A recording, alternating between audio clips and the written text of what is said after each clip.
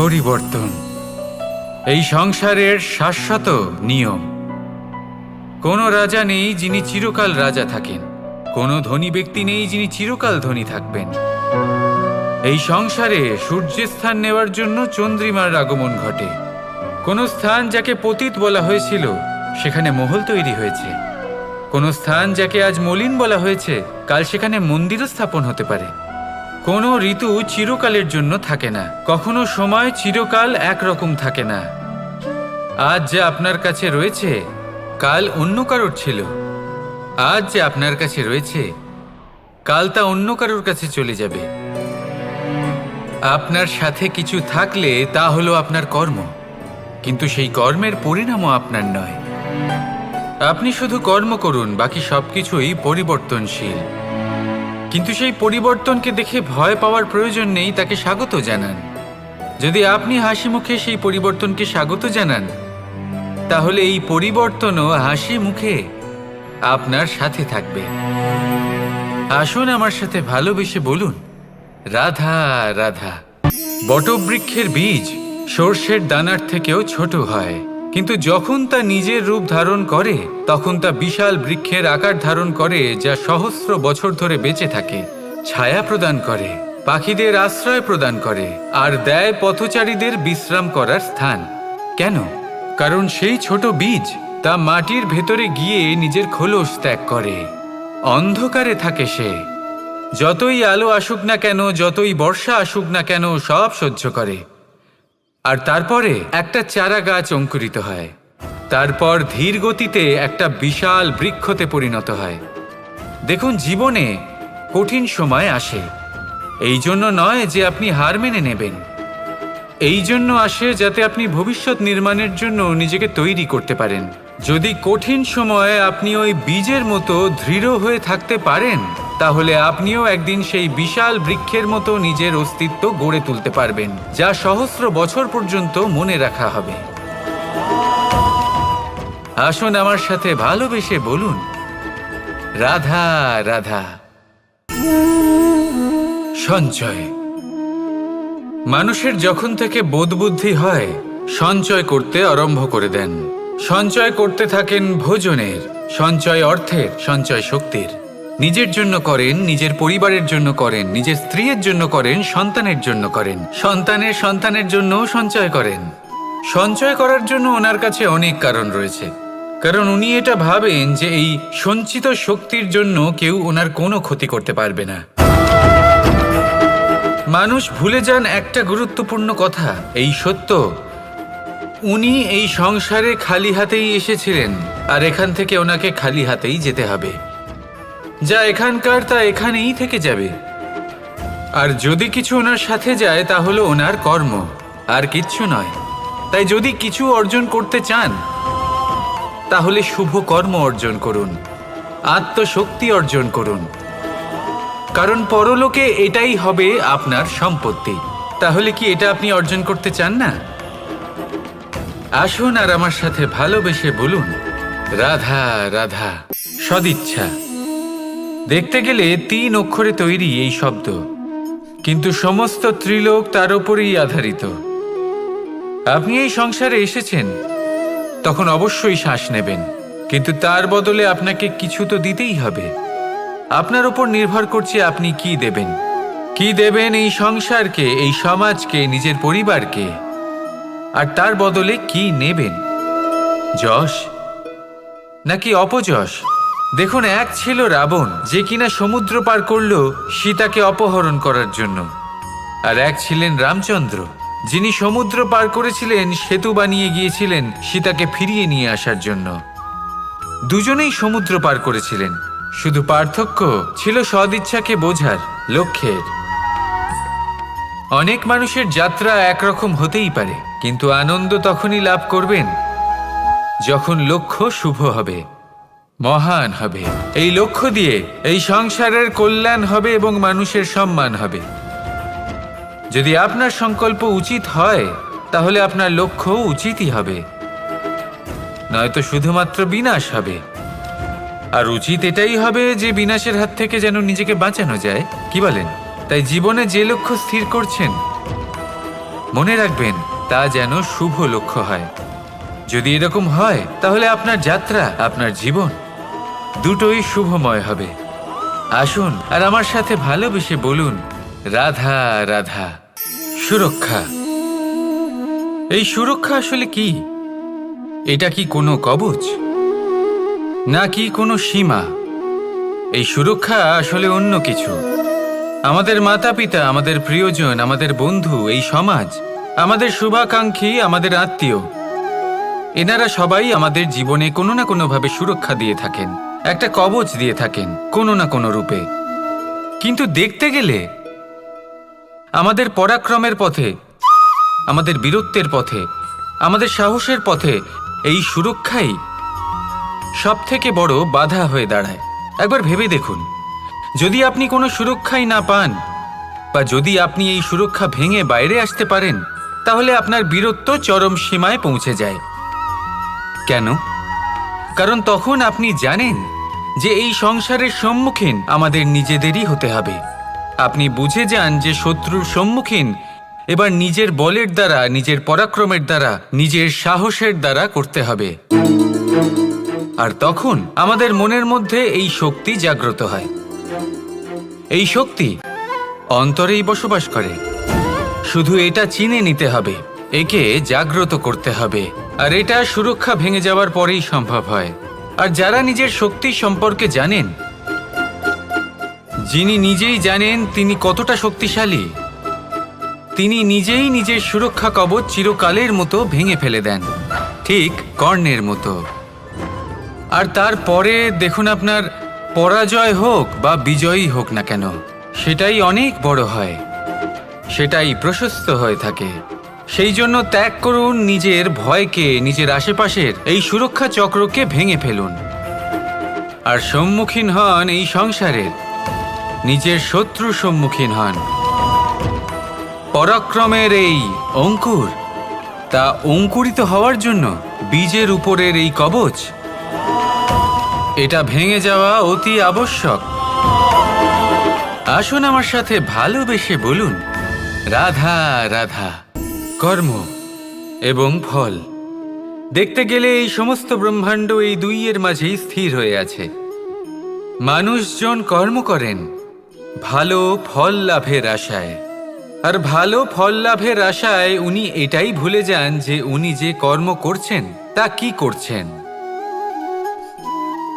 আমি বলেছিলাম কর্ম করুন ফলের চিন্তা না করে, কিন্তু কি কর্ম করছেন সেই বিষয়ে ভাবাটাও অত্যন্ত আবশ্যক। নয়তো অনেক সময় আমরা এমন কর্ম করে ফেলি যা না চাইতেও বিষে পরিণত হয়, যা হয়েছে দুঃশাসনের সাথে, দুর্যোধনের সাথে, গুরু দ্রোণের সাথে। একজনের মানসিকতা উচিত ছিল না, একজনের বিবেক উচিত ছিল না, আরেকজন যে পক্ষ নির্বাচন করেছিলেন সেই পক্ষ উচিত ছিল না। আর যা কিছু ওনাদের সাথে হলো, আপনার, আমার, আমাদের সকলের সাথে তা হতে পারে। আমি বলেছিলাম কর্ম করুন, ফলের চিন্তা করবেন না, কিন্তু এই কর্মের বিষয়ে বিচার করে দেখাটাও ততটাই আবশ্যক। দেখুন, কর্ম করার উচিত প্রক্রিয়া ফলের চিন্তা না করা, কিন্তু যদি আপনার কর্ম শুভ হয় তাহলে তার ফলও নিয়তি আপনাকেই দেবে। সর্বদা কর্ম করার সময় এটা ভাবুন যে আপনার এই কর্ম এই সংসারকে, এই সমাজকে, আপনার পরিবারকে, আপনার আশেপাশের মানুষজনকে কোন দিশায় নিয়ে যাবে। যদি এটা সবার জন্য মঙ্গলময় হয় তাহলে কর্ম করতে থাকুন। আর হ্যাঁ, নিশ্চিত রূপে ফলের চিন্তা করবেন না। আসুন আমার সাথে ভালোবেসে বলুন, রাধা রাধা।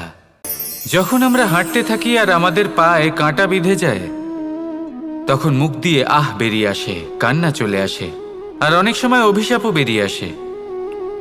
কিন্তু আমরা কি কখনো এটা এইভাবে দেখেছি, এইভাবে ভেবেছি যে আমরা যে পথে চলেছি সেই পথে কাঁটা বিঁধেছে, নাকি আমরা সেই পথ নির্বাচন করেছি যাতে শুধুই কাঁটা রয়েছে?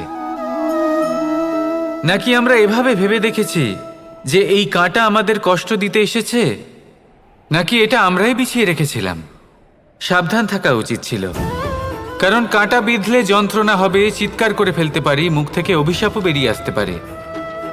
কিন্তু এই অভিশাপ শুধুমাত্র আমাদের তরফ থেকে অভিশাপ হয়, সামনের ব্যক্তিটির ওপরও নির্ভর করে। এবার সেই ব্যক্তি যদি এমন হয় যে ফুল আর কাঁটা এই দুই সমানভাবে গ্রহণ করতে পারে, তার কাছে অভিশাপও বরদানে পরিণত হয়। শেষ পর্যন্ত ব্যাপারটা দাঁড়ায় ভাবনা, চিন্তা, দৃষ্টিভঙ্গির ওপর। কারণ আপনার এই ভাবনাই সত্যি হয়ে সামনে আসে। সেই জন্য এই ভাবনা, চিন্তা, মানসিকতাকে গুরুত্ব সহকারে দেখবেন। এই বিবেচনা নিয়ে বিবেচনা করতে শিখুন।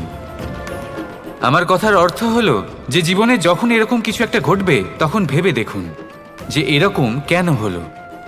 আপনি কি এমন কোনো কর্ম করেছিলেন যার কর্মফল এটা? এমন কোনো কাজ যা অনুচিত ছিল, অসত্য ছিল, যা অভদ্রতার কারণ ছিল? ভেবে দেখা প্রয়োজন। দেখুন, ইচ্ছে হলো আপনার যে আপনি কি করতে চান। ভাবনা আপনার, সত্য আপনার, জীবন আপনার, সিদ্ধান্ত আপনার। আসুন আর আমার সাথে ভালোবেসে বলুন, রাধা রাধা। সময়, এই সময় আসলে কি? এই সময় একটা সরল রেখা তো কখনোই নয়। সময় হলো একটা চক্র। যেখানে এর আদি সেখানেই হলো এর অন্ত, আর যেখানে তা শেষ হয় সেখান থেকেই তার শুরু হয়। এই সময় একটা অত্যন্ত বিচিত্র চিন্তা, বিচিত্র ভাবনা, একটা বিচিত্র বস্তু যা কেউ বুঝতে পারেন না। এই সময়ের লীলা, এর কোনো প্রমাণ নেই, কোনো জ্ঞান নেই, কোনো পরিমাপ নেই। শুধু এটুকু আমরা জানতে পারি, যেখানে শেষ হবে সেখান থেকে একটা নতুন সূচনাও হবে। যা আজ আপনার কাছে আছে কাল অন্য কারোর কাছে যাবে, তারপরে তার কাছ থেকেও অন্য কারোর কাছে যাবে, তারপরে তার থেকেও ছিনিয়ে নেওয়া হবে। এই নিয়তির একজনের কাছ থেকে অন্যজনের কাছে আদান প্রদানের এই সময় হলো আপনার সময়। এই সময়ের সদ্ব্যবহার করুন, এই সময়কে বাঁচুন। আপনাকে শুধু এটাই সুনিশ্চিত করতে হবে যে আপনি কোন পক্ষে আছেন। আর সত্যি বলতে কি, আপনার জীবনের পরিণাম নির্ভর করে আপনার নির্বাচনের ওপর। আপনি কোন পক্ষ নির্বাচন করছেন। তাহলে মনে রাখবেন, জীবনে সেই পক্ষই নির্বাচন করবেন যা চয়ন করার পরে আপনি সুখ অনুভব করবেন, আপনি সন্তোষ লাভ করবেন, প্রসন্নতা লাভ করবেন। আর আমি এটাই সুনিশ্চিত করব যে এই পক্ষ যেন শান্তির পক্ষ হয়, এই পক্ষই যেন প্রেমের পক্ষ হয়। তাহলে চিন্তা করবেন না, আর আসুন আমার সাথে ভালোবেসে বলুন, রাধা রাধা। দৃষ্টি আর দৃষ্টিভঙ্গি, এই সমগ্র লীলা হলো এই দুইয়ের। বিচিত্র হতে পারে, কিন্তু এটাই সত্যি। এবার আপনাকে একটা উদাহরণ দিয়ে বোঝাই। অনেক সময় আপনি কোনো ব্যক্তিকে এটা বলতে শুনবেন যে আমি আমার নিজের উপরে গর্ব করি, আমি নিজেকে নিয়ে গর্ব করি, আমি খুব ভালোভাবে আমার মা বাবার সেবা করি, ওনাদের আমি সবসময় সুখী রাখি, ওনাদের আমি একটা বাড়ি দিয়েছি, সকল সুখ সুবিধা দিয়েছি, ওনাদের জীবনে প্রত্যেক জিনিস দিয়েছি আর দেব যা তাদের প্রয়োজন। এবার আমাকে বলুন যে আপনি কে হন। আপনি হলেন সেই বীজ যা আপনার মাতা পিতা রোপণ করেছেন। আপনার মা বাবাই আপনাকে এই সংসারে জন্ম দিয়েছেন। এবার এইসব কথার কি তাৎপর্য? এই হলো সেই ব্যক্তির দৃষ্টিভঙ্গি। এবার দেখা যাক এই প্রকৃতি আমাদের কি শেখায়। কখনো কোনো গাছকে দেখবেন, যখন সেই গাছে ফল আসে, সে মালিকে এটা বলে না যে দেখো আমি তোমাকে ফল খেতে দিচ্ছি। সেই বৃক্ষ এটা বলে না যে দেখো আমি তোমায় আহার করতে দিচ্ছি। কারণ ও জানে যে এটা হলো সেই মালির পরিশ্রম, এটা হলো তারই কর্মের ফল, আর এটা তারই পাওয়া উচিত। সে বলে যে তোমার জিনিস তোমাকেই অর্পণ করলাম, এ আমার জিনিস নয়। ও জানে সেই মালির গুরুত্ব আসলে কি। এটা হলো তার দৃষ্টিভঙ্গি। সেই জন্য আপনি জীবনে কোন ব্যক্তির মধ্যে, কোন পশু পাখির মধ্যে, কোন প্রাণীর মধ্যে, কোন পরিস্থিতিতে, কোন আবেগের মুহূর্তে কি দেখতে পাচ্ছেন, সেটা আপনার দৃষ্টিভঙ্গির উপরে নির্ভর করছে। তাই নিজের মনে ধন্যাত্মক ভাব জাগ্রত করুন, শুভ চিন্তা নিয়ে আসুন। এই ভাবনাই সত্য হয়ে সামনে আসবে। এই দৃষ্টিভঙ্গি এমন হয়ে যাবে যে আপনার জীবনে সবকিছুই শুভ হবে। তাহলে আসুন আর আমার সাথে ভালোবেসে বলুন, রাধা রাধা। প্রতিশোধ অথবা কাউকে দুঃখ দেওয়ার ভাবনা, যদি এটা আপনার মনে থাকে তাহলে আপনি নিজের মনেই যন্ত্রণার একটা বিশাল বৃক্ষ রোপণ করছেন, এটা মনে রাখবেন। কারণ কাউকে দুঃখ দেবার এই ভাবনা, এটা হলো সেই বীজ যা আপনার মনেই পতিত হবে, আপনার মনেই অঙ্কুরিত হবে, আর আপনার মনেই একটা বিশাল বৃক্ষরূপে বেড়ে উঠবে। জীবন আপনার, কর্ম আপনার, কাউকে দুঃখ দেবার ভাবনা আপনার ছিল, এই বৃক্ষ হলো আপনার, তাই এর ফলও আপনিই পাবেন, যা গ্রহণও আপনাকেই করতে হবে। মনে রাখবেন, যে মানুষ এটা ভাবে যে আমি ওকে দুঃখ দেব, ওকে কষ্ট দিতে চাই আমি, সেই মানুষই দুঃখ আর কষ্ট পেয়ে থাকে। যদি সেই জায়গায় আপনি এটা ভাবেন যে আমি কাউকে সুখী করে তুলতে চাই, কাউকে সুখ প্রদান করতে চাই, তাহলে তারও বীজ আপনার মনেই রোপণ হবে, বৃক্ষে পরিণত হবে, যার ফলও আপনিই পাবেন। এখানে বিষয়টা হলো শুধু মানসিকতার চিন্তা, যা সত্য হয়ে আপনার সামনে আসে। তাহলে এই মানসিকতা শুভ করুন, সবার জন্য মঙ্গল কামনা করুন। অন্যের মনে আপনার জন্য ভালো চিন্তা থাকুক বা না থাকুক, আপনি সবার জন্য শুভ চিন্তা করে কর্ম করতে থাকুন, তাহলে আপনার সাথেও ভালোই হবে। তাহলে আসুন আর আমার সাথে ভালোবেসে বলুন, রাধা রাধা। সুখ আর অভিজ্ঞতা, এই দুই জীবনে একসাথে কখনোই আসে না। মনে রাখবেন, যেখানে সুখ থাকে সেখানে অভিজ্ঞতা থাকে না, আর যখন এই সুখ আমাদের জীবন থেকে দূরে চলে যায়, তখন আমাদের জীবনে আসে এই অভিজ্ঞতা। পরমাত্মা, প্রকৃতি, নিয়তি এই অভিজ্ঞতাকে আমাদের জীবনে পাঠান, যাতে আমরা একটা অত্যন্ত গুরুত্বপূর্ণ শিক্ষা, একটা জ্ঞান প্রাপ্ত করতে পারি। এই অভিজ্ঞতা আমাদের শেখায় যে অতীতে এমন কি হয়েছিল যা আমাদের করা উচিত হয়নি। আমাদের শেখায় ভবিষ্যতে এমন কি আছে যা আমাদের করা উচিত আর কি করা উচিত নয়। দেখতে গেলে এই অভিজ্ঞতা আমাদের সেই শিক্ষা দেয় যার জন্য আমরা সুখের দিকে উচিতভাবে অগ্রসর হতে পারি। সেই জন্য জীবনে যখনই দুঃখ আসবে, দুঃখের এই সময় আসবে, তখন হতাশ হবেন না। বোঝার চেষ্টা করুন এই পরিস্থিতি কেন এসেছে, কি শিক্ষা দিতে এসেছে।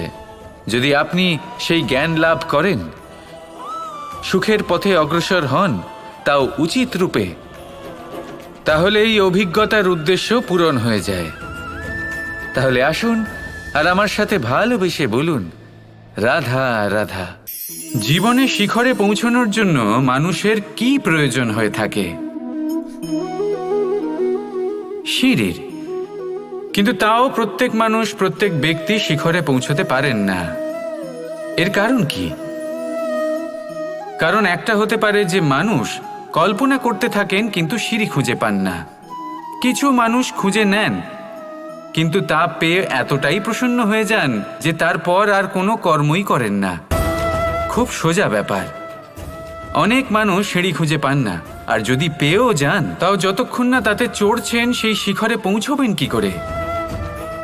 যতক্ষণ না আপনি পরিশ্রম করছেন, যতক্ষণ না সেই সিঁড়িতে আপনি চড়ছেন, যতক্ষণ না ক্লান্ত হচ্ছেন, আপনার পায়ে হাঁটুতে ব্যথা না হচ্ছে, ততক্ষণ এই শিখরে পৌঁছানোর সৌভাগ্য লাভ করতে পারবেন না।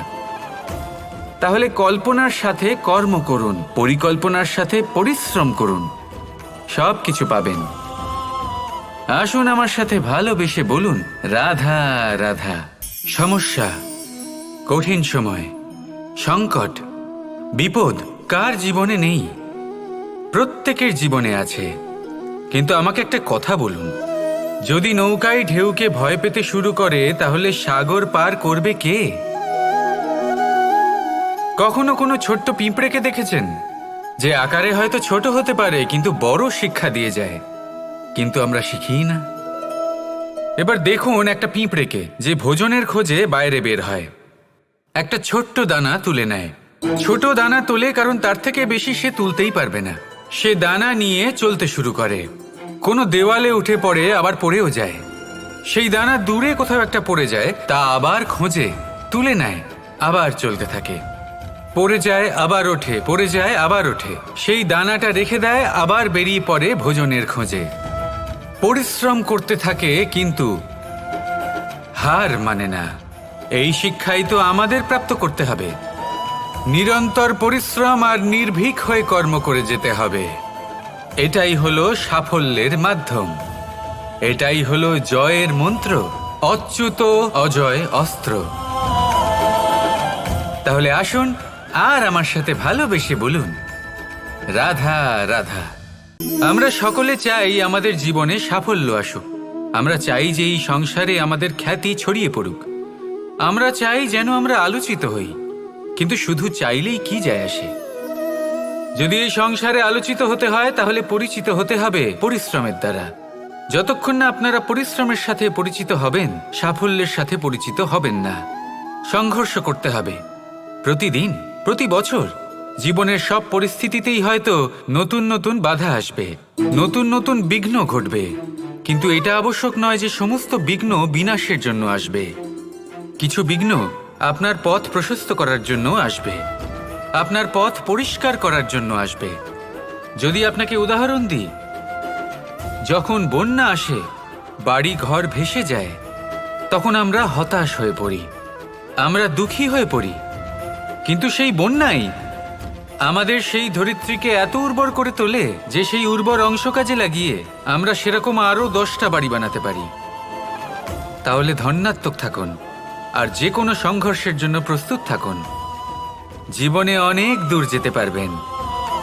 তাহলে আসুন আমার সাথে ভালোবেসে বলুন, রাধা রাধা।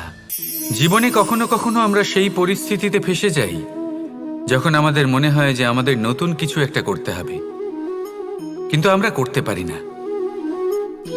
কারণ কোথাও না কোথাও আমরা রীতির দ্বারা আবদ্ধ, আর আমরা সেই রীতি ভাঙতে চাই না। কেবল একটাই প্রশ্ন আসে মনে, আশেপাশের মানুষ কি বলবে, আশেপাশের মানুষ কি ভাববে। আপনাকে একটা প্রশ্ন করি, কারা এই মানুষজন? আপনার জন্মের সময় এই মানুষজন কোথায় ছিলেন? যখন আপনি কোনো সমস্যায় পড়েন তখন এই মানুষজন কোথায় থাকেন? এগিয়ে এসে কি আপনাকে সাহায্য করেন, নাকি সেই সমস্যার সমাধান আপনি নিজেই করেন? এইসব মানুষজনের চিন্তা ত্যাগ করুন যদি আপনি জীবনে বাঁচতে চান। ভেবে দেখুন জীবনে কি কি শুভ আছে আর কি কি শুভ করতে পারেন। যদি তা স্রোতের বিপরীতে হয় তাহলে সংঘর্ষ করুন, কিন্তু এইসব মানুষজনের কথা ভাববেন না। ভেবে দেখুন জীবনে আপনি কি কি শুভ কাজ করতে পারেন। এটা ভাবুন যে আপনি কখনো এমন কোনো কাজ করে ফেলেননি তো যার জন্য কারো হৃদয় আহত হয়েছে। শুভর দিকে নিজের চিন্তা কেন্দ্রীভূত করুন, আপনার জীবনে সব কিছু শুভই হবে। তাহলে আসুন আমার সাথে ভালোবেসে বলুন, রাধা রাধা। আজকাল আপনি দেখে থাকবেন যে মা বাবা শুধুমাত্র সন্তানকে ভালোবাসেন তা নয়, তাদের মোহেও জড়িয়ে পড়েন। বিদ্যালয়ে যখন পাঠান তখন সমস্ত সুযোগ সুবিধা দিয়েই পাঠান। চেষ্টা করেন যে সবসময় যেন সন্তান তাদের চোখের সামনেই থাকে। কিন্তু ভুলে যান এক অত্যন্ত গুরুত্বপূর্ণ কথা, যে সন্তানকে এক নতুন দৃষ্টিভঙ্গি দেওয়াই হলো ওনাদের কর্তব্য। সেই জন্য পুরাতনকালে শিষ্যদের গুরুকুলে পাঠানো হতো, বাড়ির থেকে দূরে। কারণ বাড়ি ছেড়ে যাওয়া এক সন্তানের জন্য, এক শিষ্যের জন্য অত্যন্ত শুভ লক্ষণ হয়। যখন সে বাড়ির থেকে দূরে, গৃহস্থের থেকে দূরে থাকবে, তখন এই সংসারকে সে এক নতুন দৃষ্টিভঙ্গি দিয়ে দেখবে, পরখ করবে, বুঝতে পারবে, আর সবকিছু নিজে থেকেই শিখে যাবে কখন আক্রমণ করতে হয়, কখন পিছু হটতে হয়, কিভাবে এই সংসারের সম্মুখীন হতে হয়। আর এটা আপনার দৃষ্টি ওকে শেখাতে পারবে না, ওর অভিজ্ঞতা ওকে শেখাতে পারবে। তাই মনে রাখবেন, যদি আপনি চান যে আপনার সন্তানের বিকাশ হোক, তাহলে অনেক সময় ওকে নিজের থেকে দূরে নিয়ে যেতে হয়। যদি মোহে আবদ্ধ থাকেন তাহলে ওর বিকাশ কখনোই হবে না। তাহলে আসুন আমার সাথে ভালোবেসে বলুন, রাধা রাধা। কখনো কখনো মানুষ মনে করেন যে সে নিজেই সব থেকে বেশি শক্তিশালী, তিনি হলেন জ্ঞানী। দেখুন, এটা ভালো ব্যাপার যে আপনার মধ্যে শক্তি আছে, জ্ঞান আছে, আর এটা শুধু আপনার জন্য নয়, এই সমস্ত সমাজের জন্য, দেশের জন্য, সমগ্র পৃথিবীর জন্য অত্যন্ত আবশ্যক। কিন্তু এই কথাটাও বোঝা অত্যন্ত আবশ্যক যে এই জ্ঞান যেন কখনো অহংকার না হয়ে ওঠে। যখন মানুষের মধ্যে জ্ঞান থাকে তখন সে রাম হয়ে ওঠে। রাম, যিনি সমুদ্রের বুকে সেতু বানিয়েছিলেন, বানর সেনার দ্বারা রাক্ষস রাজকে পরাজিত করেছিলেন, আর চিরকালের জন্য সবার কাছে আদর্শ হয়ে উঠেছিলেন। আর যদি মানুষের মনে অহংকার জন্মায় তাহলে সে রাবণ হয়ে ওঠে। দেশে বিদেশে যতই খ্যাতি থাকুক না কেন সে রাক্ষস হয়ে ওঠে, নিজের সাথে সাথে সমস্ত কুলের বিনাশ করে বসে। এবার জ্ঞান নাকি অহংকার, আপনার কি চাই সেই সিদ্ধান্ত আপনার, আর আপনার এই সিদ্ধান্তই নিশ্চিত করবে যে আপনার কর্ম কি হবে, আর আপনার এই কর্মই নিশ্চিত করে দেবে আপনার প্রারব্ধ কি হবে। তাহলে শুভ কর্ম করুন আর আমার সাথে ভালোবেসে বলুন, রাধা রাধা। আপনি কখনো পাখিদের দেখেছেন?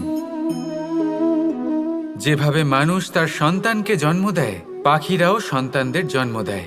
আর যেই তার সন্তান এই সংসারে প্রবেশ করে, সেই পাখি তাকে আগলে রাখে, তার যত্ন করে, ওর জন্য বাসা বানায়, ওর জন্য দূর কোথাও থেকে খাবার নিয়ে আসে, নিজের ঠোঁট দিয়ে ওর মুখে খাবার খাইয়ে দেয়, সবকিছু করে।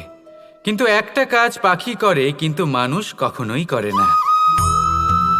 যখন পাখি মনে করে যে তার সন্তান বড় হয়ে গেছে, ওকে এবার ওরা শিখতে হবে, নিজেকেই আত্মরক্ষা শিখতে হবে, নিজের খাবার নিজেই খুঁজে আনতে হবে, তো সেই পাখি তার সন্তানকে বাসা থেকে বের করে দেয়। তারপর সেই পাখির সন্তান নিজে উড়তে শেখে, আত্মরক্ষা করতে শেখে এবং আস্তে আস্তে সে আত্মনির্ভর হয়ে ওঠে। কিন্তু মানুষ কি তার সন্তানের সাথে এটাই করে? কখনোই নয়। মানুষ তার সন্তানকে নিজের সাথে বেঁধে রাখে, সব সময় তার লালন পালনের, তার দেখাশোনার ব্যবস্থা করে রাখে, আর এটাই ভাবেন যে আমি হলাম ওর পালনকর্তা, ওর খেয়াল রাখা তো আমার কর্তব্য। কিন্তু না, এই কাজ করতে করতে উনি আস্তে আস্তে নিজেরই সন্তানের শত্রু হয়ে ওঠেন, তার বিকাশের শত্রু হয়ে ওঠেন। তাই যখন সন্তান বড় হবে তখন অবশ্যই ভালোবাসুন, কিন্তু পাখির মতো কঠোর হওয়াও প্রয়োজনীয়, তবেই তার বিকাশ হবে। ওকে নিজের কষ্ট নিজেকেই সহ্য করতে দিন, শিখতে দিন জীবনের অনুভূতি কেমন, তবেই তার বিকাশ হবে। নয়তো সেই সন্তান আজীবন আপনার জন্য বোঝা হয়ে থাকবে, আর আপনি তার বিকাশের পথে আজীবন বাধা হয়ে থাকবেন। আর আমার মনে হয় না আপনি সেটা চাইবেন, তাই তো? আসুন আমার সাথে ভালোবেসে বলুন, রাধা রাধা। নিয়তি। রাধা আমাকে বলে, কৃষ্ণ, যদি তুমি জানো যে নিয়তিতে কি আছে তাহলে তাকে বদলে দাও না কেন? মহাদেব আমাকে বলেন যে শ্রীকৃষ্ণ, যদি আপনি এটা জানেন যে সাম্বের নিয়তি এটাই, তাহলে আপনি তাকে বদলানোর চেষ্টা কেন করেন? কেন? কারণ আমি একজন পিতা, আর পিতার কর্তব্য এটাই, তিনি যেন সম্ভাব্য সব চেষ্টা করেন নিজের সন্তানের মঙ্গলের জন্য। নিয়তি আমি জানি, কিন্তু এটাও আমি জানি যে কর্মের থেকে বড় আর কোনো নিয়তি হতে পারে না। অভিজ্ঞতাও রয়েছে যে কর্মের হাতে নিয়তির এই চক্র বদলে যেতে পারে। তাই জীবনে যদি আপনার কখনো এমন মনে হয় যে এটা তো অসম্ভব, তখনও চেষ্টা করা কখনোই ছাড়বেন না। কে বলতে পারে আপনারই কর্মের কোনো এক বীজ হয়তো নিয়তির চাকায় আটকে গেল, আর নিয়তিকে নিজের পথ পাল্টাতে হলো, ঠিক কি না? সেই জন্য নিয়তিকে ভাগ্য মেনে নিয়ে চুপ করে বসে থাকবেন না। নিজের নিয়তি স্বয়ং নিজের কর্মের দ্বারা নির্ধারিত করুন, কারণ আপনার এই কর্মের ওপরেই আপনার অধিকার রয়েছে, আর এই অধিকারকে নিয়তি অনেক সময় সম্মানও করে। তাহলে আসুন আর আমার সাথে ভালোবেসে বলুন, রাধা।